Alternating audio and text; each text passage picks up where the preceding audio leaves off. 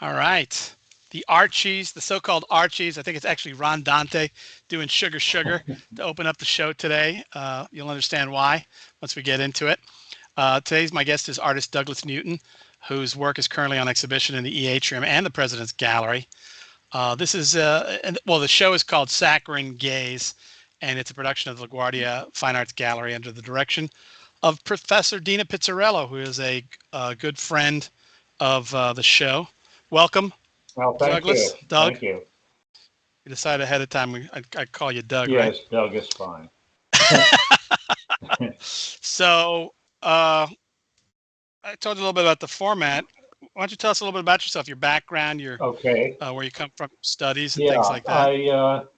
well, I worked in advertising as an art director for many years, and I finally retired from that about 2004, and we moved to Brooklyn just after that from Manhattan, and we live in Fort Greene, and I work there. My wife is an artist, and she also works here, and we really love Brooklyn.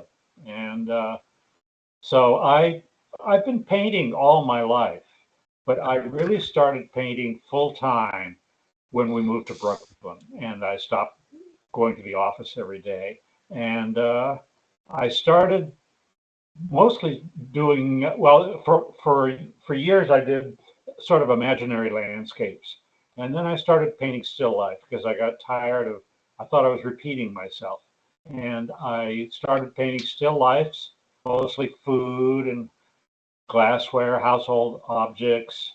Very inspired by an artist named Janet Fish, who's a fantastically skilled painter, and so then somehow I drifted into candy. I was doing food still lifes, and somebody suggested painting some Hershey's Kisses, and I did, and people seemed to like them, and so somehow I became the candy man, and that's fine. It's an Oh, identity, and I was happy with it, and I enjoy doing them, and it sets me apart from a lot of other artists.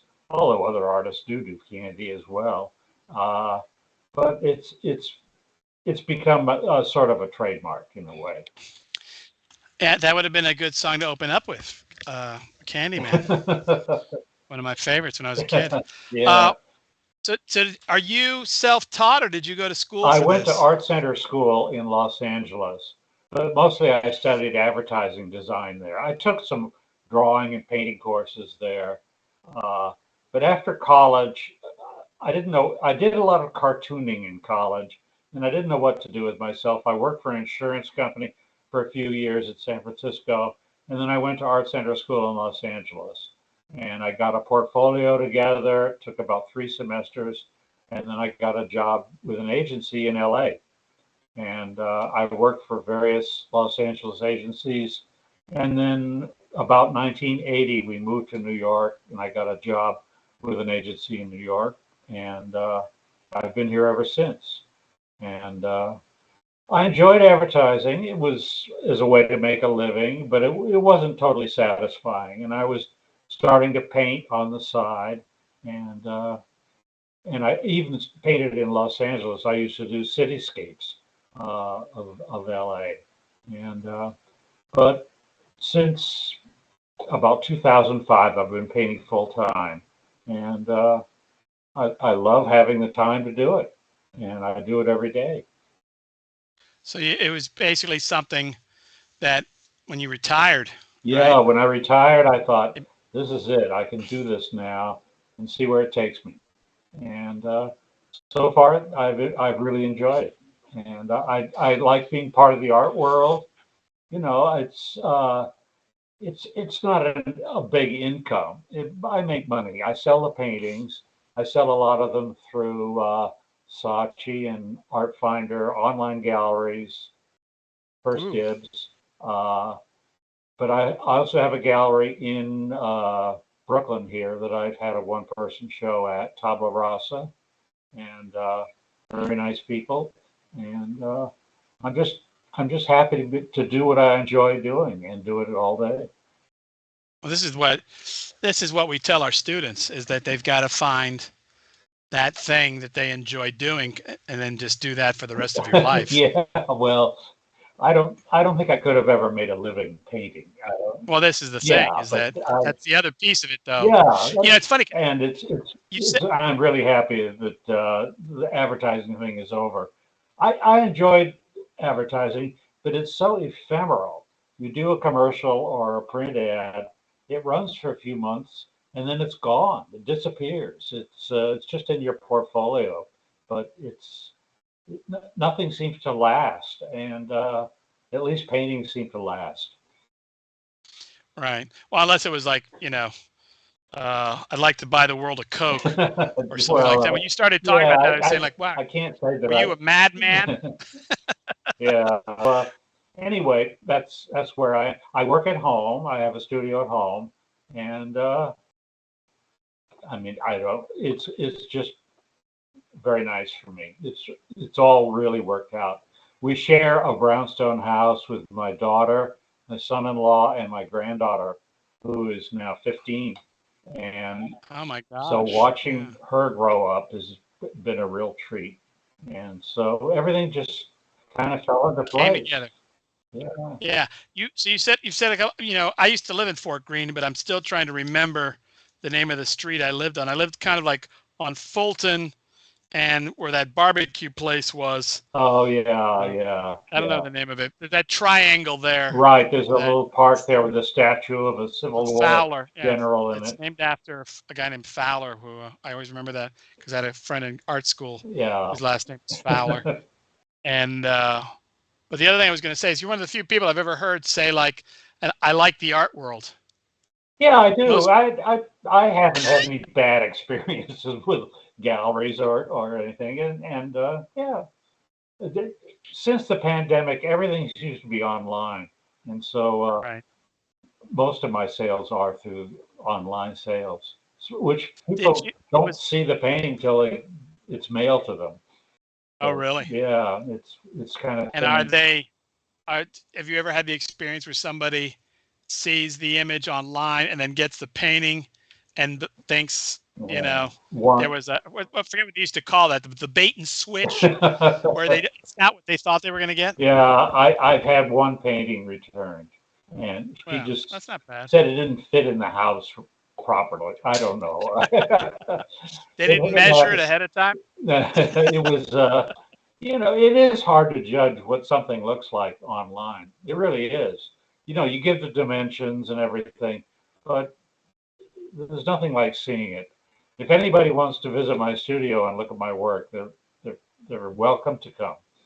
Oh, this is an idea because I taught a course called Art in New York, and it was supposed to include a visit to a working artist studio. But the problem is in New York, I mean, in the old days when the course was written in the mid '80s, Yeah. people still, there was still like a critical mass of artists. They were starting to leave, but there was a lot of them, and now it's harder and harder to find anybody that you know still has a studio big enough for a class for like whatever it is, Oh, yeah. 15 Yeah. 20 students to walk into. Most of them have been turned into museums like Donald Judd's house, Yeah. Yeah. Yeah. what's his name, De Niro's father's studio in uh, Soho, NoHo, Yeah. whatever it is. I was going to say, so you said you're selling through Saatchi and Saatchi. Was that because I understand that they have created this space for artists to post things, and then the Saatchi people go through, and if they like somebody, they bring them into the stable Oh, and well, sell that their work. hasn't Is that happened for me. that hasn't happened? No, I would love that, but it Tabula hasn't rasa. happened. No, but Oh, but you get, they've been one of the better ones. And First Dibs oh is yeah. good, and I'm also with uh, another gallery in out of Paris, but they haven't sold Ooh. anything. Uh, Mostly it's been Saatchi and Artfinder, which are both based in UK, but they sell a Oh, lot in the United States. yeah, Saatchi and Saatchi. Well, Saatchi and Saatchi is a famously blue chip, Yeah, at least the terrestrial galleries. yeah, yeah. You're Well, looking at, Damien Hirst and those kinds of people. yeah. Well, You know, it's, oh, sorry, go ahead. I've been happy with them, and you Good. know, it's a huge website. I mean, there's so many artists on it, but people find you somehow. So It's one of the, when you also when you talk about this experience of people seeing it online, there is a an argument about the fact that because most students learn art history from slides, yeah, yeah, unless of course you live in New York City, yeah, that has affected the way people, like people, whether it's they make art that looks good as slides, or whether they make art in response to the fact that they can't see the real thing. yeah, I'm constantly telling my students, we got it. I'm like every other class, we're going to the museum because I yeah, want them to yeah. see the real thing. And but during the pandemic, we were forced to see websites, and it was Oh, just not yeah, the same thing. yeah. No, it's not the same thing at all. They should go to the Met and the Guggenheim and MoMA. Right. Yeah, it's great. Yeah. So yeah, we hit all those except the Guggenheim, which is pretty pricey for students, Oh, believe it is or it not. really? Uh, yeah, they want. I forget what the number is now. It used to be 15. It's probably higher. Mm. Uh, so why don't you talk about how you found yourself here at the college and Well, I was was showing it in Miami, called something called the Red Dot Festival through a gallery, George Billis. George has shown my work in a lot of group shows and sort of had a relationship. And so he offered to have me show there, and I did. It was rather expensive for me, but Dina Pizzarello saw the work and gave George her card, and he sent it to me, and so we got on. We started contacting each other, and she told me about offered to show me at LaGuardia, and what was expensive about the Miami show on oh, your end? I had to pay for the booth space and also the shipping, and Right. yeah, and also even some framing. George thought that would help sell the work. I showed there the winter before, the December before, and actually nothing sold either place, and that's probably the last art fair I'll ever do.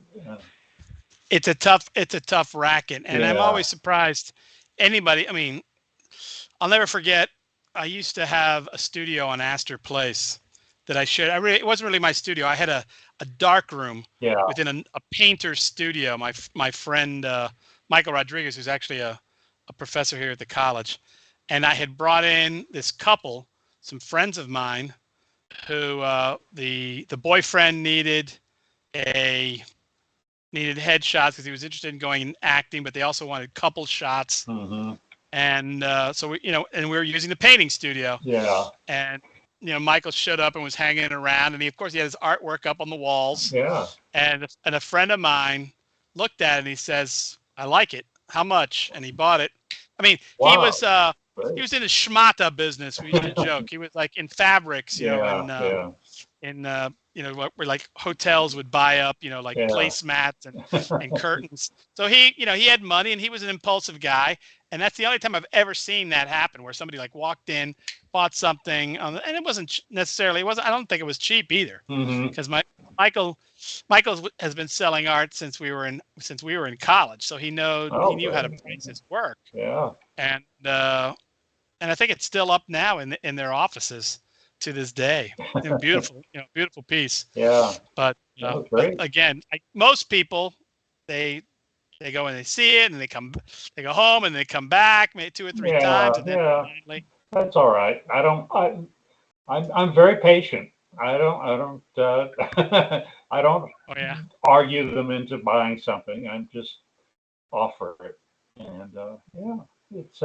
I've had a number of people come to the studio and buy things, and sometimes we would do like an open neighborhood open house. There's quite a few artists around here because we're near Pratt. So Oh, so you're in that set. You're almost like in Clinton Hill, right? yeah, right on the edge of Clinton Hill. We're on Adelphi. Remember that Okay. street? Yeah, Yeah, I remember it. I mean, the yeah, name I couldn't place it, yeah. but It's a few blocks west of Clinton and right. Vanderbilt. So, Well, speaking of, we were talking about my wife earlier and her real estate yeah. uh, abilities. She used to live in Clinton Hill years ago and then moved over to Fort Greene. And then I ended up in Fort Greene. I kind of, as the story goes, I stayed one night and never left. Yeah. And she hasn't been able to get rid of me since. But No, anyhow, so I like it. It's not a bad ride into the city, and yeah, I all right. I have a physical problem. I got West Nile about 4 years ago, right here Oh, wow. and so I had trouble walking. So I Oh, yeah. use car services a lot. So Right. yeah, So with Dina, so she got the card from your dealer and she contacted you. yeah, Did she come see your work at the yes, studio? she And did. She made a studio visit. That was great, and I had all the work out. She expressed interest in the candy, so I put out mostly candy and some paintings of feathers and tissue paper also, which she also showed. And yeah, I think so. I remember yeah, seeing the feathers. yeah, and she loved my work and said, "Let's do it." So I have 25 paintings in at LaGuardia. It's incredible. I almost think like it's even more than that. But I Well, guess it's 20. in the cases downstairs, I think it could be anywhere between 12 to 15, and then the Yeah, president's gallery yeah, the spread out. gallery, the halls. It's it's like it's like I feel like I've had a retrospective. To go there and see all this work that I'd done over the last 10 or 12 years was kind of amazing, Right. to see it all Uh, up and yeah, so what it's been a good experience all in all. what about I the wish it was open to the public. That's the only problem. Well, it is. I mean, technically, if you have an ID, you can get onto the campus, Yeah, and but yeah. you know where to go Yeah, but once you're we in the didn't have campus. an opening reception because the general public just can't go without pre-arranging with security. What Security's an pretty ordeal. tight on the campus, I noticed. Tell me about it. We're actually currently in negotiations about exactly what happens when somebody wants to bring a child onto the campus. And I mean, before COVID, again, going back to Michael, he used to bring his daughter, who used to actually, he took advantage of, we have an early childhood center and he could bring her on campus. Yeah, And then, but there were those days that he couldn't have her there or she wouldn't be in school and she'd come. And it reminded me of when I was a kid, my mother was a seamstress. So on summers, I would go with her to the factory, in the fashion district, yeah, and they would have to find ways to keep me busy, like collecting pins with a magnet or yeah. hanging out with the pressers. And she would hang around with us. She came in I mean, I think one time we watched Sunday in the Park with George together, and Yeah, which impressed her mother at the time. yeah, But yeah, we're still trying to work that out. But yeah, there should be a way for uh, to do an opening, even if people like RSVP'd and came. But well, that's for another time. yeah. Uh, so the title, Saccharine Gaze. You That want to was talk about? Dina's. I didn't come up with Oh, that. yeah, it's funny because saccharin could go two different ways. Yeah, I it's mean, more of it an almost has, artificial sweetener, right? right? Yeah, I So you think that was the thinking? I don't know. It was an odd title. I didn't want to argue about it. It was fine. She came up with it. Right. She wrote a really nice piece about my work, which is on the walls and was Yeah. part of the mailing. And yeah, it's been a good experience. It's always interesting to hear other people talk about my work and you know, select it, and it's nice to have another set of eyes on the stuff. And yeah, it was. It's all been a good experience.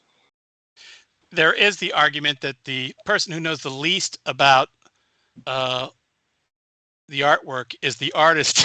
Yeah, I, I've had that happen. Yeah, a woman in Washington bought two candy paintings and wrote a really nice piece, which I've used on my website, and Oh yeah, she's so articulate, much more than I am.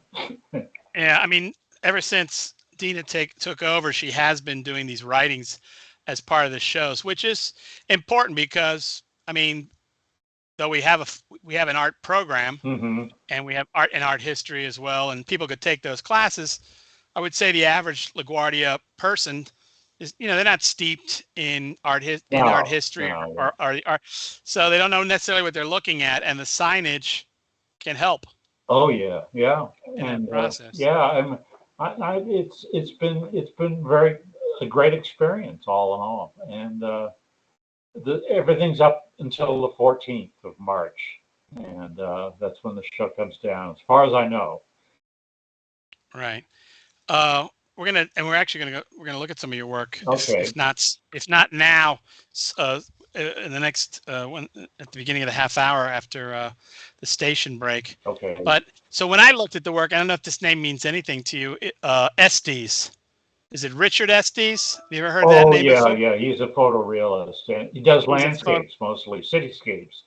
Well, yeah, exactly. Yeah, I mean, but when I looked at your work, I mean, I always think of that photorealist school yeah, of yeah. the It's 60s. it's pretty tight. I'll admit. I don't use photographs. I just set it up and look at it. It's like traditional still life, except painting candy, which is very small. I use a magnifying glass on a stand, which helps me see all the details, all the little wrinkles and reflections, which is what makes it interesting. And actually, I don't really eat candy very much. It's mostly the wrappers. It's not the candy itself. It's mostly the foil and the cellophane and the way the colors and the light and the reflections. That's what really makes it visually interesting. Uh, Was that, oh, sorry. Go ahead. yeah, I think that's what attracted to me to it. Even started with some Hershey's Kisses, which are wrapped in foil. But it's amazing. You put a bunch of them together, and the colors bounce back and forth, and you get a lot of beautiful reflections of color and light. Just, Why did you give up the kisses, or are there some oh, I still don't do think them? there's any kisses in the No, I show. don't remember one. Actually, I've done a lot, and they've sold. So we couldn't show them. So this is the other dark side. I mean, people. This is again something you don't realize until you are a successful artist, is that your work is sold and it can't inform you anymore, right? You Right. can't learn from it. Well, you still own the image, and I still have it on my website Oh, really? of paintings I've sold. So, and it sort of reminds me I should do some more kisses. In fact, I just ordered a bag of assorted colors. It's coming in the mail. So you own the copyright of the image, Apparently, I do. Yes, I do. But the painting belongs to somebody, but I can still use the the physical, image right? for my own purposes, which I do. But it's pointless to publicize paintings I've already sold because I'm trying to sell them. So, Of course. yeah, But it's an interesting, and I talk about this phenomenon. There's an essay in that Art New York course. There's an essay on art and money, and talk about, there was a period of time where, yeah, like you would sell the painting, but you didn't necessarily sell the reproduction rights, where then the painting could be recreated as an etching, let's say, yeah, and then yeah. send out multiple. And people used to make more money off of the reproductions than the works themselves. Yeah, yeah. Actually, Saatchi offers prints, and I've sold a few, but it's not very often. Most people don't want the prints, They want the and paintings. What kind of is it? Risographs? What's the process that they use for the I really prints? don't know. They just they handle it. They send Oh me yeah, like $20, and it's something they do, and every once in a while I yeah, get a small check, but I don't right. even know that. I'm some of the digital prints on good paper Yeah, I'm sure, and or I'm on sure they're canvas. archival. They'll do them on Oh yeah. canvas. Yeah. Well, I do photographs on canvas. Oh, do you? No. Yeah, which interestingly enough can sometimes, because of the texture of the canvas, almost makes it start having the feeling of a Of a of a painting. painting of Yeah. sorts. Yeah. Well, I don't know if somebody wants them. I've even thought of, trying to do stuff with posters and postcards and things. It's mostly people want a painting. People Yeah. that want a painting want a real painting. Yeah, they want, and they, yeah, it's the, whatever you want to call that, the Yeah, old world yeah. that. It's thinking about this too, going back to your offering for us to visit you. It would be great, and I should talk to Dean about this. It'd be great to, if you could have spoken to some of our students about your process, because I Okay, think, yeah. obviously, well, no, I'm just throwing this out there. No, I'm I'd be not, very open to it. I we like have to to see how talk to many painting people. classes, how many painting classes ran this semester, because something you may or may not be aware of, but we're struggling with enrollment. And I know, for example, one of Michael's painting classes did not run. Oh, So sorry to hopefully hear one it. of them did. Yeah. Yeah. Well, everybody wants to be a computer programmer, I suppose, these days, and painting is, yeah, it's a very old process. Right. He Invented. wants to, what most students want to do is they want to learn online. Oh, He- yeah, yeah, or at least they want to take a class online. Whether they learn anything or not is the question. yeah. But it's 1:29. Let's go ahead and do this station break. Okay. So the show is What's Going On. I'm your host, Hugo Fernandez, and my guest today is Douglas Newton, who is an artist here. I'm trying to pull up my sheet here. It was currently on exhibition here in the Atrium and the President's Gallery. The show is called Saccharine Gaze, and is a production of the LaGuardia Fine Arts Gallery under the direction of Professor Dina Pizzarello. Have you ever seen Dina's work? No, I haven't. I haven't. Oh, yeah, I should just Google her and look at it. That's a good point. yeah. I mean, I didn't know yeah, she was an artist. I knew she was a oh yeah, teacher. she's all kinds of things. Oh, all I right. mean, she's that teacher that the students get in intermediate drawing or like figure drawing. Yeah. It was like the drill sergeant. She does probably her most famous exercise for assignment is where they create a life-size drawing. That's the paper is like 9 feet Oh high. God. It's almost like an equestrian, and then she puts that they have to be in there with a model. They're quite impressive. Wow. But let's so my engineer Chris Pope, who's always behind the scenes, has he's got your images Okay. that we're going to take a look at together. And let's see, he's trying to pull them up. You've sent him. Oh, so he's got so infamously or famously, and you can't see these, so I've got to tell you. No, I can see them. Oh, you can't see him. Excellent. Yeah. Chris is getting better at this. He's like, yeah, exactly. Yeah, You'll this just, one is. you're only rich. Those are Hershey's Kisses, actually, and almond Hershey Kisses. And I was just attracted to the color and the strange imprints on the foil. And I don't know. It's one of my smaller paintings, but it's How fairly big? tight. When you say small. Yeah. When you say small. Let's see what size that one is. I've got it over here. I think it's 20 by 24. Yeah. And that's Like that's for us. For me, that's like a big thing. It's like in photography. That's. oh well. I think it's we used to go. Most of my paintings are 24 by 30. I don't do really big paintings like big blue chip artists that do everything 5 or 6 feet. Nobody I know has room for a painting like that. So I work more reasonable sizes. This is a fairly small painting because it's just a very simple subject, and Right. I set it up, I light it, and then I paint from life. I don't photograph it or anything. Right. A photograph, you'd lose a lot of the subtleties, and Well, I mean, this is a thing that I go, and what's kind of hilarious is I'm a photography teacher who finds himself on occasion teaching. Well, I teach art appreciation, but I actually taught a class last semester, which was the first year seminar for fine arts, and I'm always talking about, that painting or drawing from photographs is, not a good idea because the photograph does all the work for them, right? As far as rendering it into a 2 or 3 dimensional. Also, the camera just sees differently than your eyes will look into the shadows and Right. see the colors in the shadows, whereas a photograph, it will often just be black. And Yeah, the so, limited range as far as, or right, tonal yeah, scale, whatever you want to talk about it. because your eyes dilate into the darks, you can see things. As if you were taking photographs, you'd have to bracket the whole thing and then combine them. Uh, but no, also I just like painting from three-dimensional objects, Right. and it's just more interesting to me. Yeah, Chris is telling me there's 7 paintings, so he's gonna kind of keep us on a Okay, diet yeah, of sorts. right. This painting is called Triad, and it's 24 by 30, and it's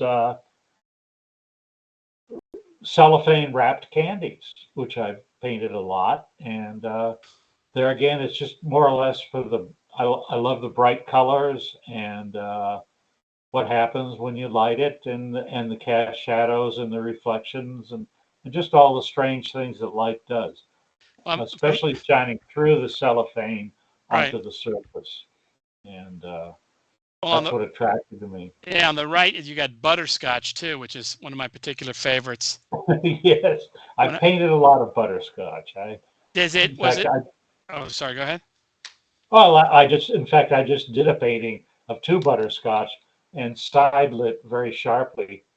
It's not in the show because I just finished it, but people seem to like it.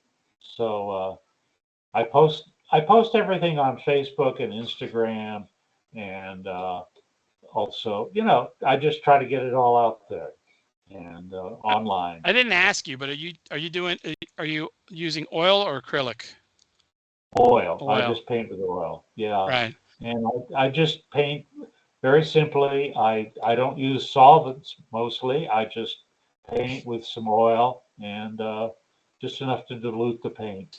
Was it? I like to work wet into wet, so that's All right. these are called Swedish peppermints. Right. This is also this is 30 by 30. It's one of my bigger ones.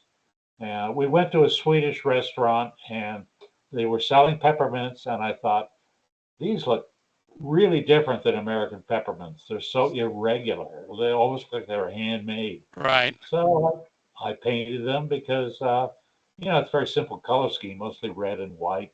But it's all in the textures and the light and shadow. I can almost And taste them, like, or have some sort of idea. Except for I guess the one on the top right is probably some sort of cinnamon. I had a Swedish girlfriend once. I don't know. It reminds me. yeah, I have a yeah. soft Well, spot for that. I hope she was as sweet as these peppermints. She They, was they were good too. sweeter. I had some Yeah. inspiration. Okay. Oh, Chris is asking a question. This is interesting. He's asking you, how do you get the shine? Oh, Or he said the shin, but I think he means shine. oh, well, you just look. That's all you can do is just you you let the subject rule what you see. And ugh, sorry, let me turn that off. Ugh. Are you like putting this on glass and then that's why you have a shadow below the pieces? I use a white semi-gloss surface usually.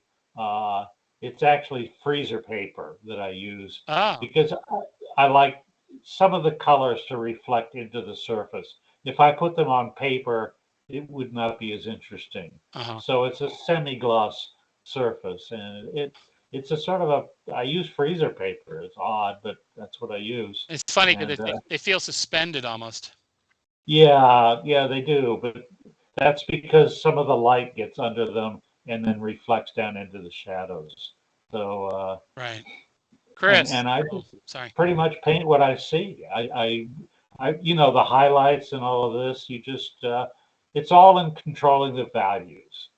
Values are everything in painting, and so you don't want to get the whole thing too light or too dark. You want to just now this is called green and gold, and this showed at George Billis's gallery in a group show. Just foil wrapped chocolates, and and it's never sold, but it's showed at Denise Bebro Gallery and George Billis Gallery, and I don't know why somebody hasn't bought it. I like it, What and about the green? How did is that that just a that's just product of I just light? used I use green paper. I use often use on my food still lifes. I often use actually it's pastel papers that come in interesting colors, and actually I think that was green tissue paper that I used, and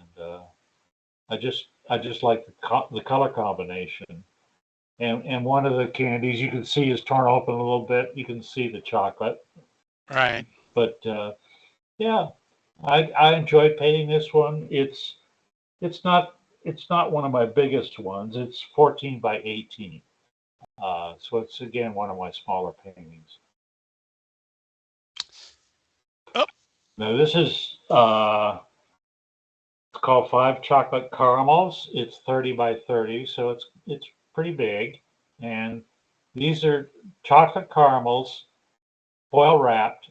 I bought it at a party supply store near us, and beautiful colors. Just love the colors of them. I put them on yellow tissue paper and lit it and painted it. And there again, I have to use a magnifying glass. These are things are only a little over an inch in diameter. So to see all this texture and reflections, I use a magnifying glass on a stand. And otherwise, I couldn't see it all. and So, yeah, I mean, one of the things that I was going to say is that, again, from having taught intro to art, they talk about, as things recede, or as you're trying to create the illusion of things receding, you make them yeah, smaller. But yeah, all of these, they all seem to be the same size, even though you're still getting the effect as a result of that they're overlapping, right? yeah, yeah. But they do get smaller as they go further away. It's A little bit, yeah, yeah, yeah, just enough. I don't want to. I try to keep the paintings fair, especially the candy paintings, fairly flat. It's just a more contemporary look. I've done paintings with lots of depth, but these are fairly flat, and it makes them more abstract also. What about the depth of field? I mean, these look, and I don't know because I'm looking at these Well, online, but yeah, I don't everything's know sharp, yeah, yeah, that's because I'm using my eyes. I right? don't. I'm not dependent on a camera. So You you're could get this adapting, depth of field, I guess, with a camera if you stopped way down and right?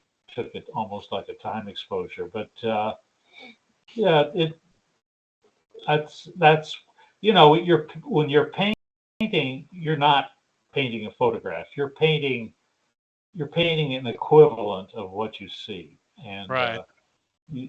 no, nobody can paint exactly what they see.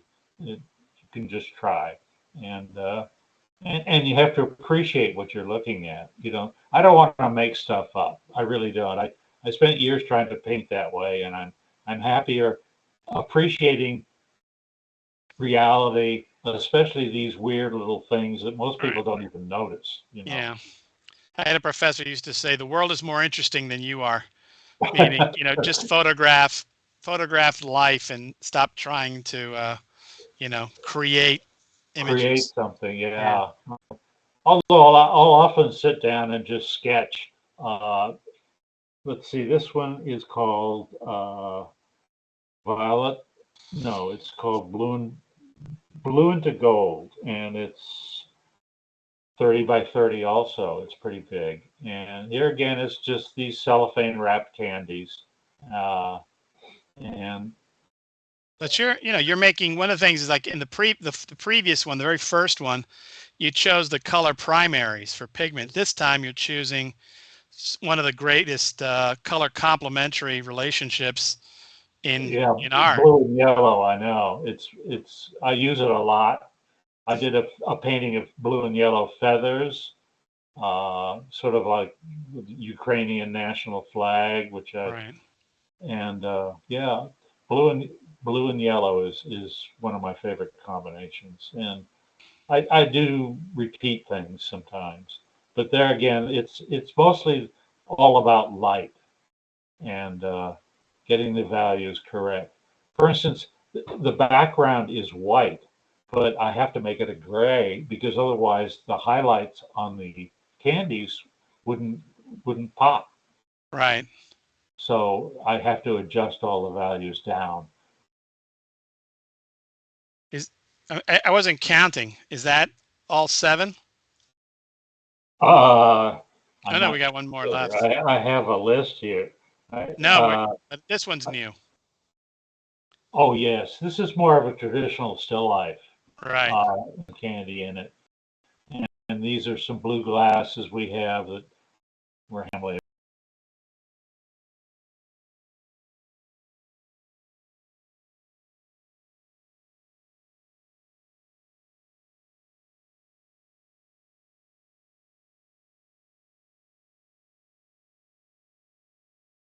This is this is more like the food still lives that I do, but it is Right. candy, and I've always liked this painting.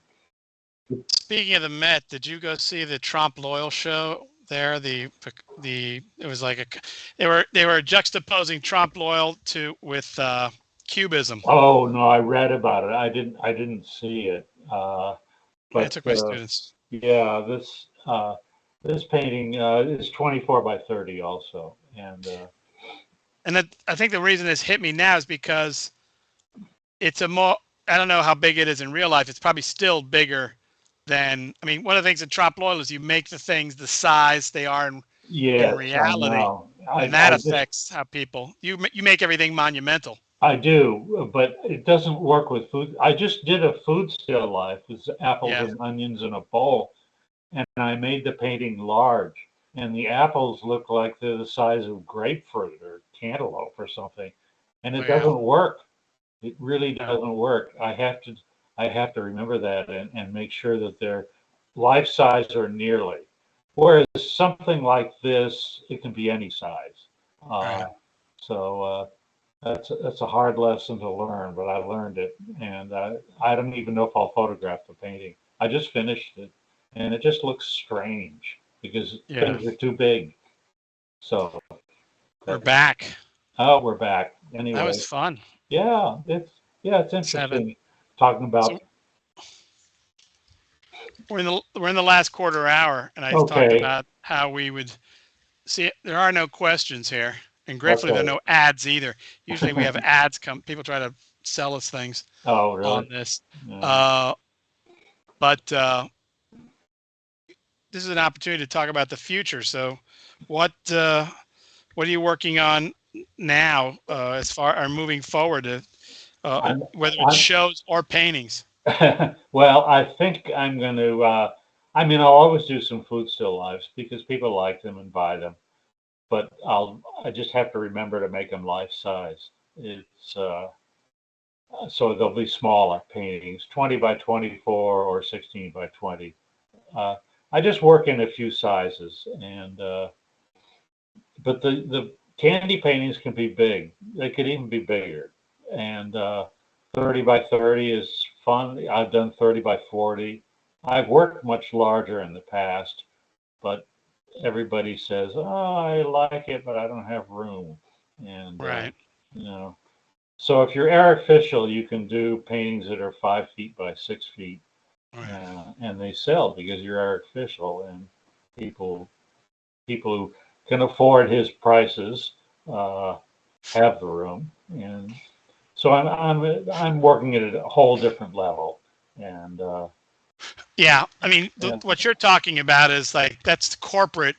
Somebody's going to put that in like a lobby or some sort of something, or they huge just have a space. really big house, and or a museum. You know, it's just yeah, uh, it's just something I've had to learn. I have much larger paintings, but I've still got them, and Right. so. It could be But worse. You could be a sculptor. You know, yeah. always we joke about it all the time that uh, what is a successful sculptor? Somebody who has storage. Yeah. Well, I'm going to get these 25 paintings back and I've got to store them somehow. So, Oh yeah. yeah. So I was hoping something might sell, but it didn't happen. Or And is that an option? I didn't realize that.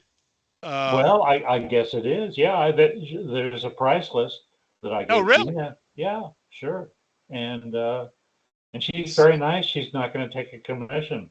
So if Well, what something is? I don't sells, think we can. I'm, uh, yeah. I'm kind of even surprised that we can sell anything on the premises.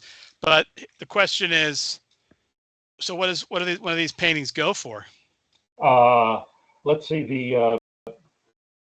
the 30 by 30s, the biggest ones, go for 2,000. Uh, the I mean, this is all, they're somewhat negotiable because I wouldn't be paying commission, so I would give a discount.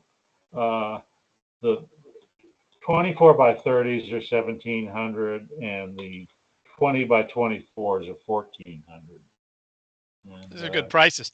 And well, people Tabula tell me Rasa is that okay with that. You don't have an exclusive with them where I know people who get themselves in trouble selling out of their studios. You know, yeah, yeah. Well, I always, if I sell directly, I always give a discount because I'm not paying commission.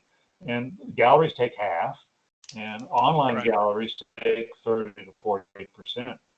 So it makes a difference. Uh, I'm not really into them.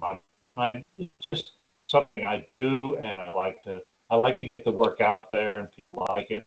You know, I sell and I make some money, but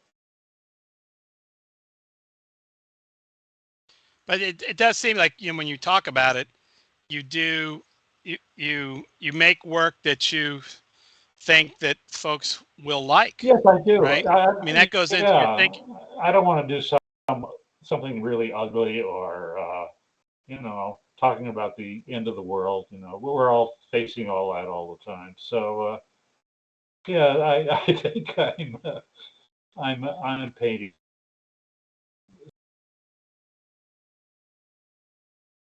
It's, something people can live with.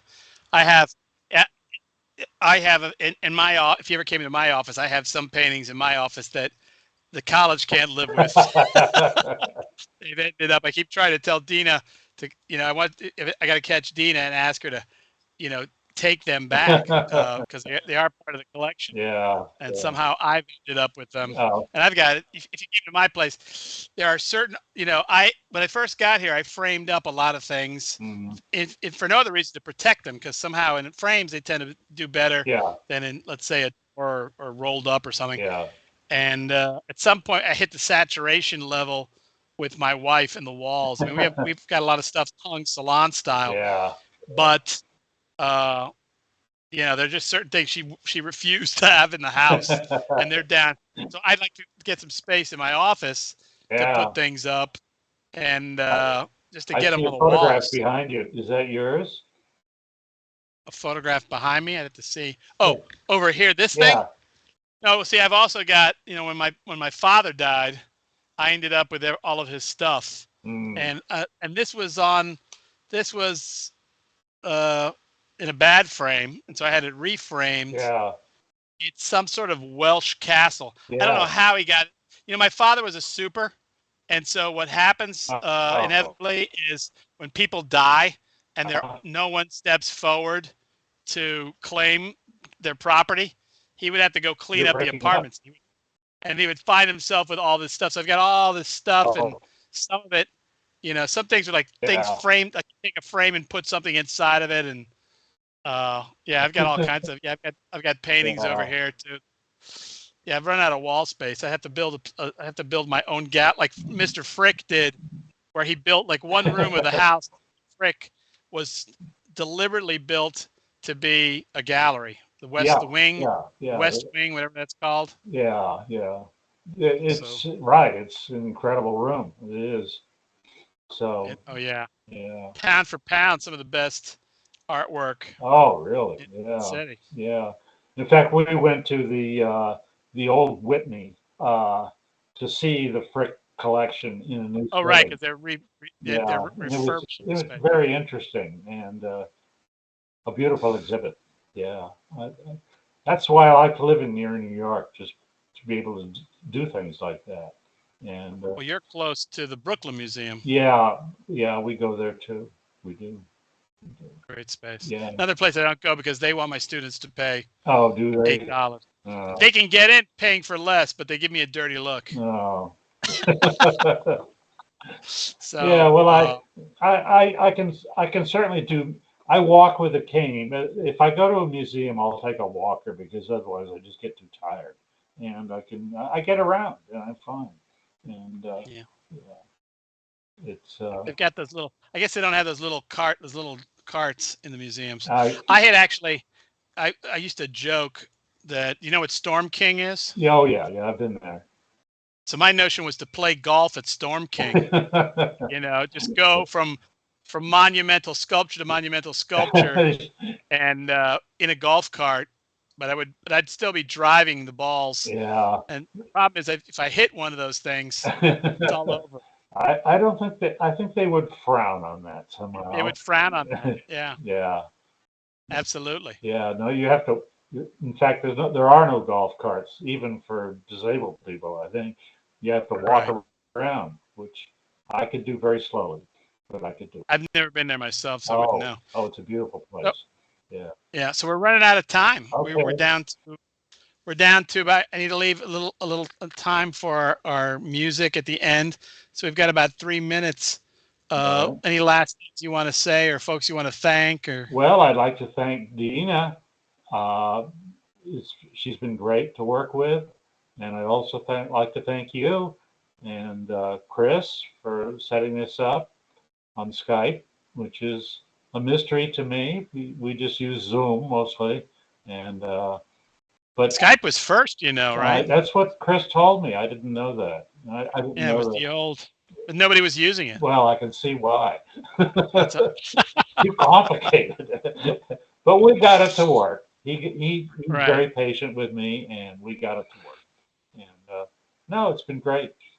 We do a lot of Zoom. I belong to a New York Artist Circle, which is a group of artists, and we have online meetings, and that's all Zoom. And I also do some exercise things on Zoom. So Nice. Zoom's a big part of life around here. Yeah, I was doing a Zoom critiques with my alma mater down in Florida, Yeah. but I was told I was too cavalier as far as showing up, and got a nasty email, and that was the end of that. Yeah. Well, So, yeah, it's good. Yeah, I've been college reunions and all of that. I've used to do that, but I don't travel much anymore. So it's and so when you paint, you sit. I do. I sit. I do. I've tried standing up, but it doesn't work. So I sit and I'm comfortable. Also, I'm looking at something pretty small usually, so I don't have to move around. All right. Well, I guess we're just about out of time. Okay. So Well, I want to thank.